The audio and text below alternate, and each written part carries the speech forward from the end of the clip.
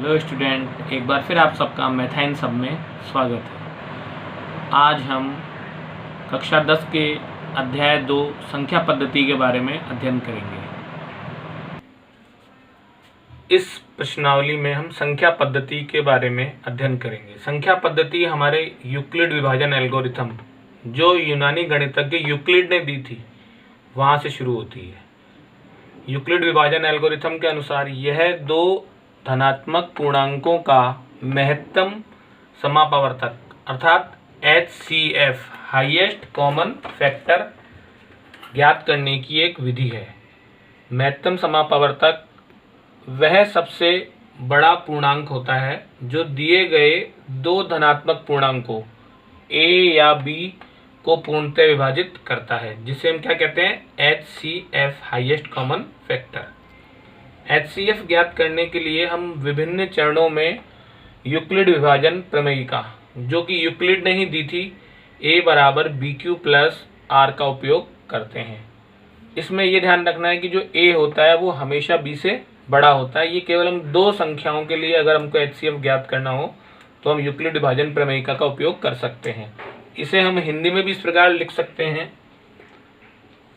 भाज्य बराबर भाजक गुणा भागफल प्लस शेषफल। अब प्रतीक रूप में हम इसको कह सकते हैं कि A के स्थान पर है भाज्य, B के स्थान पर भाजक, Q के स्थान पर भागफल, R के स्थान पर शेषफल। तो यूक्लिड विभाजन प्रमेयिका भाज्य बराबर भाजक गुणा भागफल प्लस शेषफल, उसकी सहायता से हम HCF ज्ञात कर सकते हैं। और ये सब अपने किसके अंतर्गत आता है, यूक्लिड विभाजन एल्गोरिथम के अंतर्गत। यूक्लिड विभाजन एल्गोरिथम कलन विधि द्वारा हमको ज्ञात करना है 210 और 55 का HCF। तो जो बड़ी संख्या होगी वो हमारे भाज्य होगी और जो छोटी होगी वो होगी भाजक। पहले हम इसका सूत्र लिख लेंगे, भाज्य बराबर भाजक गुणा भागफल प्लस शेषफल। अब जो पहला चरण होगा उसमें जो सबसे बड़ी संख्या है वो भाज्य हमारे है 210, भाजक है 55। जब हम 210 में 55 का भाग देंगे तो भागफल प्राप्त होगा और शेषफल प्राप्त होगा। 210 55 का भाग देंगे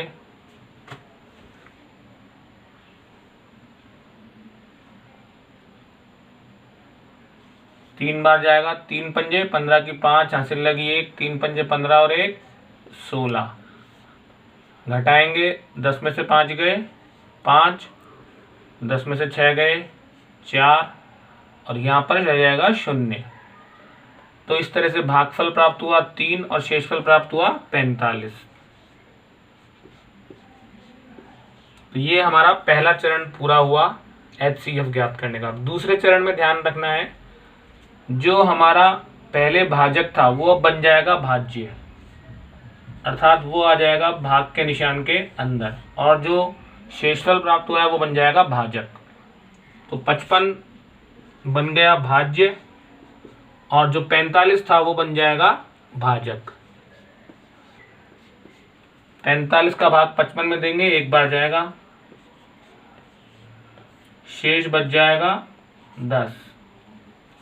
तो भागफल के स्थान पर 1, शेषफल के स्थान पर 10।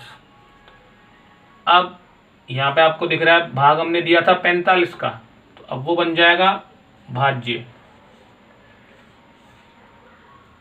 तो 45 बन गया भाज्य और भाजक बन गया 10। 45 में हम 10 का भाग देंगे, जाएगा 4 बार, 10 चौके 40, शेष रह गया 5।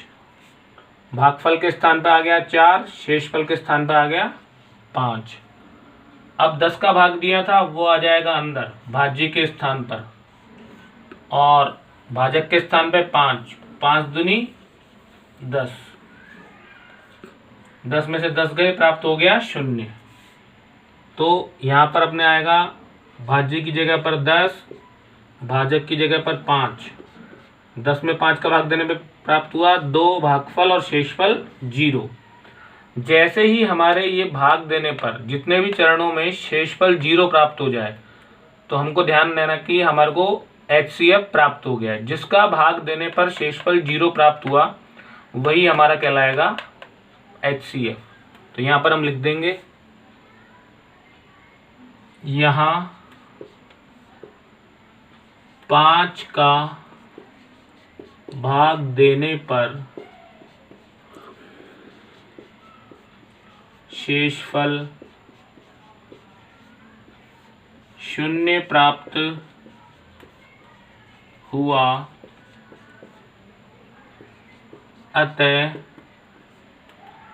210 55 का HCF अर्थात महत्तम समापवर्तक हुआ 5। तो इस तरह से आपको ध्यान रखना है, किसी विधि में आपको 1 चरण, 2 चरण, 3 चरण, जितने भी चरण हो, जब तक भाग देना जब तक शेषफल 0 नहीं आ जाए, और जिसका भाग देने पर शेषफल 0 आएगा वही कहलाएगा HCF। अगले उदाहरण में हमको ज्ञात करना है 75 और 243 का HCF। वही यूक्लिड विभाजन एल्गोरिथम या प्रमेयिका का सूत्र, भाज्य बराबर भाजक गुणा भागफल प्लस शेषफल। अब बड़ी संख्या दोनों में 243, तो वो कहलाएगी भाज्य, छोटी संख्या है 75, वो कहलाएगा भाजक। 75 का भाग हम 243 में देंगे जिससे हमें भागफल और शेषफल प्राप्त होंगे। 243 भाग 75, 75 का भाग 243 में जाएगा 3 बार। 75 तिया 225, 13 में से 5 गए 8, 3 में से 2 गए 1 और 2 में से 2 गए 0। तो इस तरह से भागफल प्राप्त हुआ 3 और शेषफल प्राप्त हुआ 18। अब यहाँ पर आपको दिख रहा है जो हमारा भाजक था वो बन जाएगा भाज्य।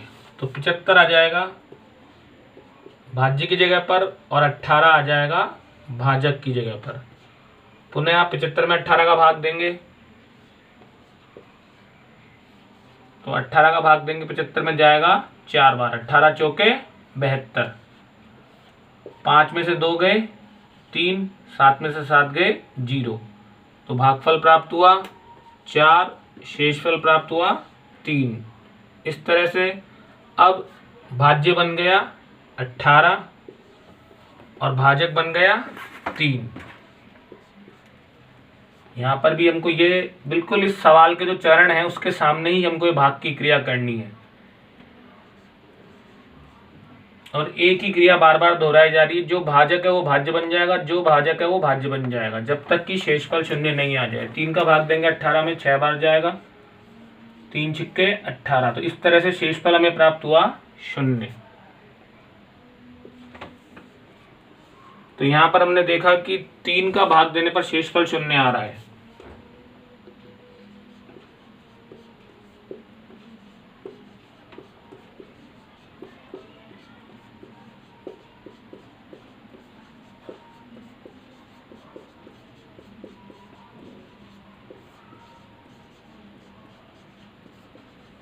तो जिस भी संख्या का भाग देने पर शेषफल 0 प्राप्त होगा वही संख्या हमारे कहलाएगी HCF। तो 75 और 243 का HCF बराबर हो गया 3। अगला हमारा टॉपिक है अंक गणित की मूलभूत प्रमेय। इसके अनुसार प्रत्येक भाज्य संख्या को अभाज्य संख्याओं के एक गुणनफल के रूप में व्यक्त किया जा सकता है। अर्थात कोई भी भाज्य संख्या उसके हम अभाज्य गुणनखंड कर सकते हैं और उनके गुणा के रूप में अगर उसको लिखेंगे तो वो अपने कहलाएगी अंक गणित की मूलभूत प्रमेय, जिसको हम निम्न उदाहरण से समझ सकते हैं। जैसे हमारे को एक भाज्य संख्या दी हुई है 5005, इसको हमको मूलभूत संख्या को अभाज्य गुणनखंडों के रूप में व्यक्त करना है। तो 5005 के जब हम अभाज्य गुणनखंड करेंगे तो हमको भाजकता के नियमों का ध्यान रखना है। सबसे पहले 2 का भाग देंगे, अगर 2 का भाग नहीं जाएगा तो 3 का भाग देना है। 3 का भाग नहीं जाएगा, 3 के बाद में अगली अपनी अभाज्य संख्या आती है 5, तो 5 का भाग देना है। तो जैसे इसमें 5 का भाग जा रहा है, 5 एकम 5 0 0 1। इसके बाद में पुनः हम देखेंगे कि 5 का भाग अब नहीं जाएगा, तो 5 के जो आगे वाली अभाज्य संख्या है उसका भाग देना है, ना कि पीछे वालों की, क्योंकि पीछे वाली अभाज्य संख्याएं हम चेक कर चुके हैं कि उनमें इनका भाग नहीं जा रहा है। तो 5 के आगे जो अभाज्य संख्या आती है वो है 7, तो 7 का भाग इसमें जा रहा है। 7 एकम 7, 3 बज गए 30 हो गए, 7 चौके 28, 7 तिया 21। तो जब 7 का भाग दिया तो हमें प्राप्त हुआ 143। अब 143 का भाग दे देंगे हम, इसमें भाग जाएगा 11 का, क्योंकि 7 का भाग भी इसमें नहीं जा रहा है। और 7 के बाद में अपनी हमारी अगली अभाज्य संख्या है 11। 11 का भाग देंगे 143 में, 11 एकम 11, बच गए 3, आगे उतारा 3, 33 हो गए, 11 तिया 33। अब 13 स्वयं अभाज्य संख्या है, इसलिए 13 में 13 का ही भाग जाएगा। 13 में 13 का भाग जाएगा एक बार। तो इस तरह से हम यहाँ देख सकते हैं कि 5005 को जब हम अभाज्य गुणनखंड करेंगे तो हमें प्राप्त होगा 5 गुणा 7 गुणा 11 गुणा 13। जो ये कहलाता है, ये हमारे कहलाता है अंकगणित की मूलभूत प्रमेय पर आधारित अभाज्य गुणनखंडों का गुणनफल। कोई भी संख्या होगी उसके अभाज्य गुणनखंड करेंगे और उसे गुणनफल के रूप में लिख देंगे। इस मूलभूत प्रमेय को हम एक अन्य उदाहरण से और समझते हैं। 20,570 जिसके हमको अभाज्य गुणनखंड करने हैं और उसके गुणनफल के रूप में व्यक्त करना है। तो सबसे पहले आपको वही ध्यान रखना है कि सबसे पहली अभाज्य संख्या होती है 2। जब इकाई का अंक 0 2 4 6 8 हो तो हम 2 का भाग दे सकते हैं। तो इसमें हम 2 का भाग देंगे, 2 एकम 2, 0 ऐसे के ऐसे, 2 दूनी 4, 17 हो जाएगा, 2 अट्ठे 16, 2 पंजे 10। इसके बाद में अब इसमें 2 का भाग नहीं जाएगा क्योंकि इकाई का अंक 5 है। 3 का भी भाग नहीं जाएगा इसमें, क्योंकि इसके सभी अंकों का योग जब हम करते हैं तो ये अंक 3 के गुणज नहीं प्राप्त होते हैं। तो 5 का भाग देंगे हम, क्योंकि इकाई का अंक जब 5 होता है तो 5 का भाग जाता है। 5 दूनी 10। अब यहाँ पर आपको देखना है 10 तक हमने भाग दे दिया, लेकिन ये जो 2 है ये 5 से क्या है, छोटा है, इसलिए हम इसमें पहले भाग टूट के लगाएंगे 0। फिर 28 हो जाएगा, 28 में 5 का भाग देंगे, 5 पंजे 25, 3 बच जाएंगे, 35 हो जाएंगे, 5 सत्ते 35। इस तरह से 5 का भाग देने पर हमें प्राप्त हुआ 2057। अब इसमें हम भाग देके देखेंगे 7 का भाग इसमें नहीं जा रहा है। फिर भाग देके देखेंगे हम इसमें 11 का, तो देखेंगे कि जो पहले और तीसरे स्थान के अंक हैं उनका योग अगर दूसरे और चौथे स्थान के अंकों के योग के बराबर आता है तो उसमें 11 का भाग जाता है। अर्थात सम स्थान के अंकों का योग विषम स्थान के अंकों के योग के बराबर होता है तो वो संख्या 11 से भाज्य होती है।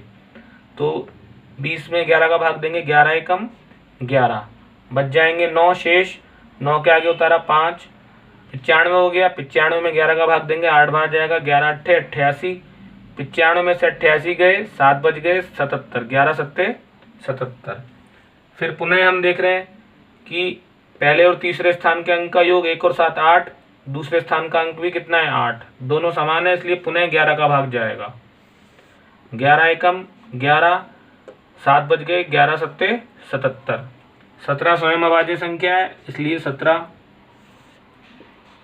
तो इस तरह से आपने देखा कि जब हमने 20,570 के अभाज्य गुणनखंड किए तो हमें प्राप्त हुआ 2 गुणा 5 गुणा 11 गुणा 11 गुणा 17। इसको हम निम्न प्रकार लिख सकते हैं कि जो संख्या 1 से अधिक बार है उसको हम घात लगा के लिखेंगे। ये दोनों एक बार है, लेकिन 11 यहाँ पर आपने देखा 2 बार है, तो 11 की घात हो जाएगा 2, 17 एक ही बार है तो इसे हो जाएगा 17 की घात 1। जिस पर कोई भी घात नहीं है उस पर हमको एक घात माननी है, और जो 1 से अधिक बार संख्या आएगी उसको हमको 2 घात के रूप में लिखना है।